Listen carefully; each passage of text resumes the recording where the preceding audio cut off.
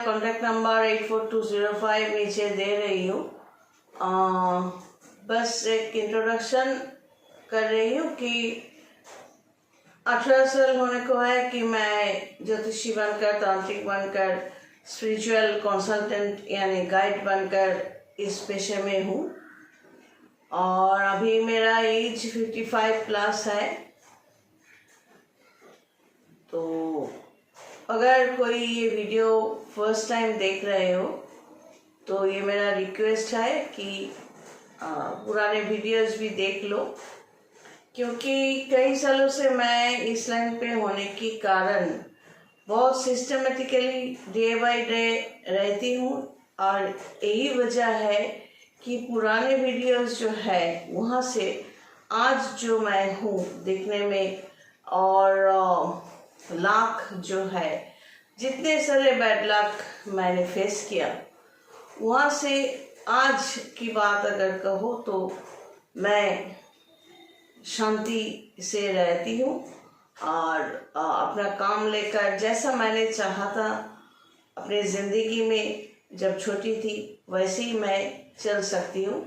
क्योंकि ये जो date of birth, place of birth, time of birth से जो हम बनाते हैं उसमें जो कुछ होता है अच्छा या बुरा, वो क्या है 25 से 27 साल तक तो हम लोग फेस करने के लिए मजबूर हो जाते हैं। पिछले जन्म के कर्म के फल वो 25 से 27 साल तक हम लोग फेस करेंगे, यही स्टैम्प्ड है। और यही 25 से 27 साल तक हम जो कर्म करते हैं, जो यहाँ के 10th हाउस से पता चलता है कि हम क्या कर्म करेंगे। डेस्टिनी जो है पिछले जन्म के हिसाब से जो जिस समय पे हमने जन्म लिया उसके हिसाब से जो भाग्य हमारा तैयार होते हैं, कहाँ पर जन्म लेंगे, कौन से फैमिली में कितना मुझे सपोर्ट मिलेगा या नहीं, ये सब कुछ यहाँ पर निर्धारित है। लेकिन इस 25 से 27 साल तक हमारा कर्म का हाउस अगर इसको लग्न पकड़े तो एंटी क्लॉकवाइज 10th हाउस जो है वो कर्म का हाउस है। तो वो उस कर्म के हाउस में हम लोग ये 27 साल तक या 25 साल तक कैसे कर्म करते हैं उसका रिजल्ट मिलना शुरू होता है 28 साल से आगे तक। तो आज का सब्जेक्ट ये नहीं है।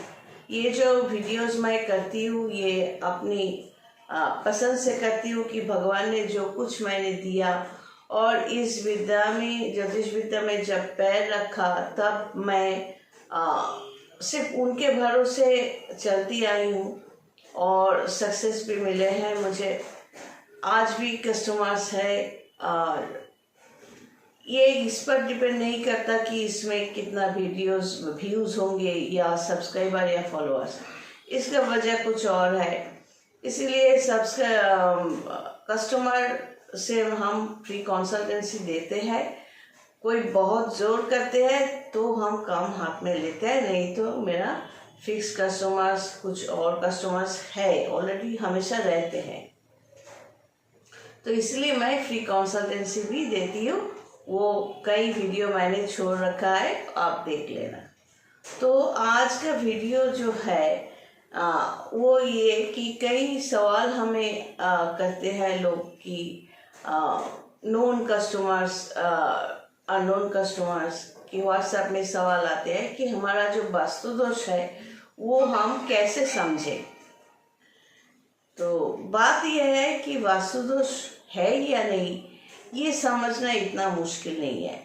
ज्योतिष के हिसाब से अगर हम पकड़े तो अगर आपके ये लग्न है मेष या कुछ भी लग्न हो, उसको आप एक पकड़ो, वहाँ से एंटी क्लॉकवाइज जाओ, जो 4th हाउस मिलेगा उसको हम वास्तु का कनेक्शन देखते हैं और वो होते भी है। जो ज्योतिषी बनकर हम बोलते हैं वो प्रैक्टिकली होते भी है प्रेडिक्शन।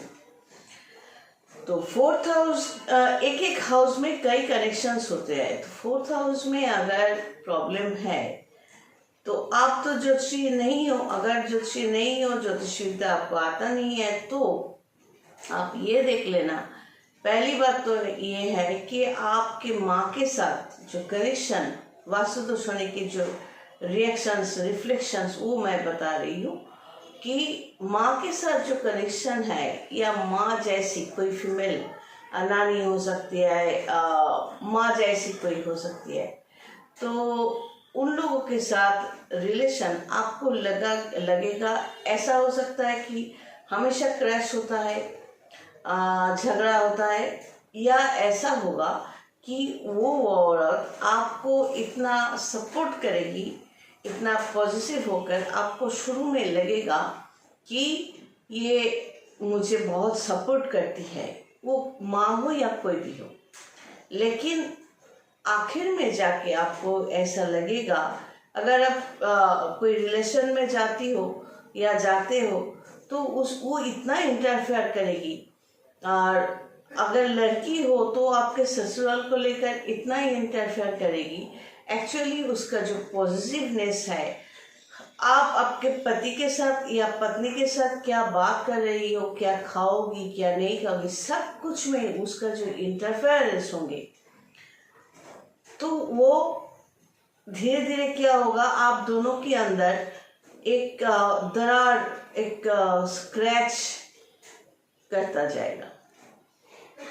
वास्तु का ये 4th हाउस है, माँ का कनेक्शन भी है और वास्तु का कनेक्शन भी है, और भी कई कनेक्शंस है। सब लेकर बैठूंगी तो वीडियो खत्म नहीं होगा। तो इस टाइम पे अगर कोई ज्योतिषी आपको कहे कि आपके वास्तु दोष है, तो शुरू में आपको ये आइडेंटिफाई करना है और इस माँ जैसी या माँ को ये समझाना है कि आप हर चीज़ में दखलंदाजी मत किया करो, इंटरफेयर मत किया करो। मैं अपना भला बुरा समझ सकती हूँ, नहीं तो और ये भी बात है, इस तरह के वास्तु दोष में माँ के जो कनेक्शंस है, कभी कभार वो इतना सपोर्टिव हो जाते हैं कि आप बिस्तर में बैठे हो या बैठे हो तो खाना भी वो लेकर आपके सामने आ जाती है। आप नहीं खाओगे, आप लड़का हो या लड़की, तो आप नहीं खाओगे तो वो बैठी रहती है कि कब आओगे, एक साथ खाएंगे। शादी के बाद भी यही वो एक्सपेक्ट करती है। हर चीज़ में वो एक्सपेक्ट करेगी कि आप उसके तरफ ज़्यादा से ज़्यादा ध्यान दो, मतलब आपको बिजी रखना है उनके मामले में। और सॉरी सच तो ये है, ऐसे माँ कुछ अच्छा आपको सिखाएंगे नहीं कि आपको नियम से उठना है, सुबह अपना काम करना है, कभी ज़रूरत पड़े कि घर के काम में हाथ बटाना है। पूरा काम करने की बात नहीं कर रही हूँ, शेयर करने की बात कर रही हूँ। नियम से चलना है, पूजा पाठ में ध्यान देना है, वो क्या सीखना है, अपने ज़िंदगी में कैसे सेल्फ डिपेंडेंट बनना है, ये सब सही बात। कैसे टेबल में बैठ के आपको खाना है या मिट्टी में बैठ के आपको खाना है, इस तरह के माएँ क्या होते हैं, अगर हो सके तो वो खाना खिला भी देगी।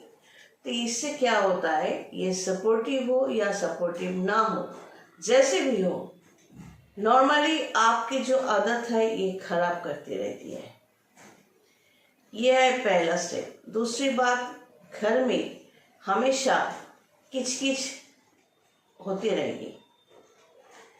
कोई भी सदस्य हो, उसके साथ मेंटल जो पीस, घर में बाहर से काम करके आने के बाद घर में जो एक शांति का माहौल, वो आपको नहीं मिलेगा।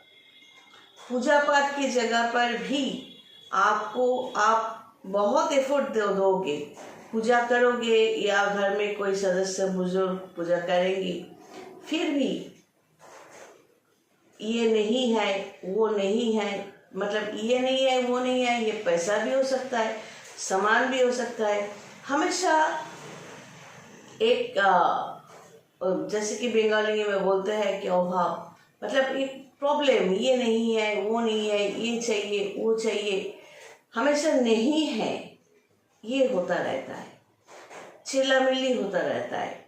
जिस घर में वास्तु दोष होता है उसके दीवार में, घर बाहर की तरफ दीवार में या घर में क्रैक होते हैं, आईने में क्रैक हो जाते हैं, या बर्तन जो है वो हमेशा गिरते रहते हैं, आवाज होते हैं, बहुत आवाज होते हैं उस घर में। नॉर्मली इस तरह के घर में देखा जाता है कि जो कपड़े हैं उसको वो कुछ दिन पहनने के बाद उस डिस्कलर हो जाए या थोड़ा फट जाए तो उसको किसी गरीब को दिया नहीं जाता, उसको पूछा बनकर घर में लगाया जाता है।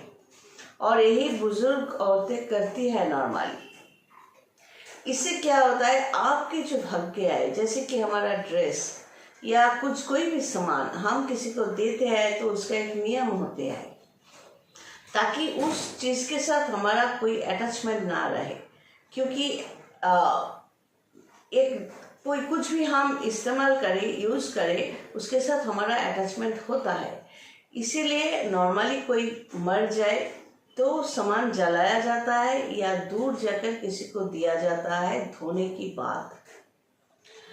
लेकिन इस तरह की बुजुर्ग औरतें क्या करती है, नॉर्मली जहाँ पर वास्तु दोष होते हैं, घर के किसी भी सदस्य का कपड़ा पुराना हो गया तो इसको इशू बनाकर वो उसको पूछा के हिसाब से, ये डस्टर के हिसाब से, ये झाड़ू पोछा, पैर पोछना, ये सब काम पे लगा देती है। क्योंकि बुजुर्ग होने का मतलब ये नहीं है कि उसको सब कुछ पता है, कुछ शास्त्र के नियम भी होते हैं। तो नॉर्मली क्या होता है, आपके भाग्य भी ऐसे जो भाग्य जो भी जैसे भी वो चल रहा था आपका, तो देखना ये सब करने के बाद ये सब होता जाएगा और आपके भाग्य भी एकदम धीरे धीरे गड्ढे में चला जाएगा। आप बहुत कोशिश करते रहोगे, ये करो, ये करना चाहिए, वो करना चाहिए, लेकिन आप आखिर में कर नहीं पाओगे। और रीजन आप ढूंढते फिरोगे, ज्योतिषी तांत्रिक के पास जाते फिरोगे, कब्ज मंडली पत्थर लेते फिरोगे, भाई क्या हो रहा है हमारे साथ, पहले तो जो भी चल रहा था आज तो वो भी नहीं चल रहा है। पैसा आएगा और वो निकलता जाएगा। क्योंकि इस तरह की वास्तु दोष में नॉर्मली बुजुर्ग औरतें या औरतों के हाथ होते हैं। क्योंकि 4th हाउस का मतलब माँ और माँ जैसी इंसान को समझाते हैं, और 4th हाउस मतलब वास्तु को, जिस घर में आप रहते हो उसको भी समझाया जाता है। तो वास्तु का मतलब उस घर में, या आप किसी कुत्ते बिल्ली को आपको पेट रखो और उसको खिलाओ पिलाओ, तो वहाँ पर घर जो है घर नहीं रहता, सब कुछ बिखर के रहता है। जानवर भी आपके पूजा के स्थान पे जाकर घूमता रहता है। तो पूजा का स्थान जो होता है वो ठीक नहीं रहता। पूजा के स्थान नॉर्मली नियम ये है कि पूजा के स्थान जो है वहाँ पर हर किसी को आना जाना नहीं चाहिए। सिर्फ घर के सदस्य जो है वो पूजा के स्थान पे जाएंगे, पूजा के सामान देंगे, अर्पण करेंगे और नम्रता के साथ नमस्कार करके वो पीछे हट के बाहर आ जाएंगे। यही नियम होता है। तो इसके अलावा और भी है, उस घर में बीमारी लगे रहते हैं।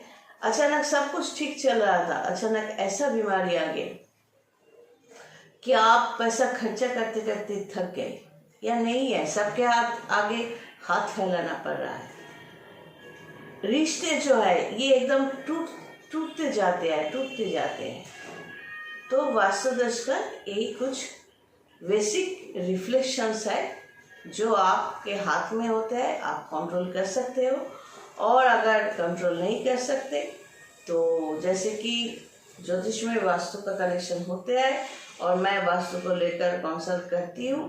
तो अगर कहीं पर भी आपको रिजल्ट ना मिले तो आप डिटेल्स लिखकर मेरे व्हाट्सएप में वेट कर सकते हो फ्री कंसल्टेंसी के लिए। मैं 5-10 मिनट 15 मिनट जितना मुझसे होगा मैं शाम को आकर कॉल करने के लिए बोलूँगी। आपको नॉर्मल कॉल करके जान लेना। God bless and take care.